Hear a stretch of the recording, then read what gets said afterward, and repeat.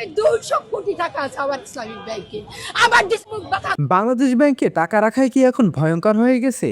এক আমানতকারী ক্ষোভ, ব্যাংকে টাকা রাখছি চুরির ভয়ে, এখন বড়সড় হয়ে দাঁড়াইছে বাংলাদেশ ব্যাংক। ঢাকার মতিঝিলে বাংলাদেশ ব্যাংকের সামনে বিক্ষোভ করছে শত শত আমানতকারী। আর এই ইস্যু নিয়ে লাইভে মুখ খুলেন বাংলাদেশ তারকা অলরাউন্ডার সাকিব আল হাসান। কি বললেন সাকিব, শুনলে অবাক হবেন। সম্প্রতি কয়েকটি সংকটাপন্ন ইসলামী ব্যাংক একীভূত করার পর হাজার হাজার আমানতকারী অভিযোগ করেছেন তারা তাদের জমা টাকা ও লাভ তুলতে পারছে না।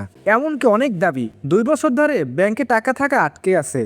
কেন্দ্রীয় ব্যাংকের নতুন সিদ্ধান্ত অনুযায়ী 2024-25 সালে লাভ মাত্র 4% দেওয়ার কথা বলা হয়েছে। এই সিদ্ধান্ত ক্ষুব্ধ হয়ে আমানতকারীরা ঢাকার মতিঝিলে বাংলাদেশ ব্যাংকের সামনে মানববন্ধন এবং অবস্থান কর্মসূচি পালন করছে। এ বিষয়ে লাইভে সাকিব আল হাসান বলেন, মানুষ ব্যাংকে টাকা রাখে নিরাপত্তার জন্য। যদি মানুষ নিজের টাকায় তুলতে না পারে তাহলে মানুষের আস্থা নষ্ট হয়ে যায়। ব্যাংকিং সিস্টেম স্বচ্ছতা ও জবাবদিহিতা খুবই জরুরি। সাকিব আরও বলেন, এ ধরনের পরিস্থিতি হলে সাধারণ মানুষ ভয় পায়, তাই দ্রুত সমাধান করা দরকার যাতে মানুষের বিশ্বাস আবার ফিরে আসে। শেষে তিনি আরো বলেন, দেশের অর্থনীতির জন্য শক্তিশালী ব্যাংকিং ব্যবস্থা খুবই গুরুত্বপূর্ণ। আশা করি সংশ্লিষ্ট কর্তৃপক্ষ দ্রুতই এই সমস্যা সমাধান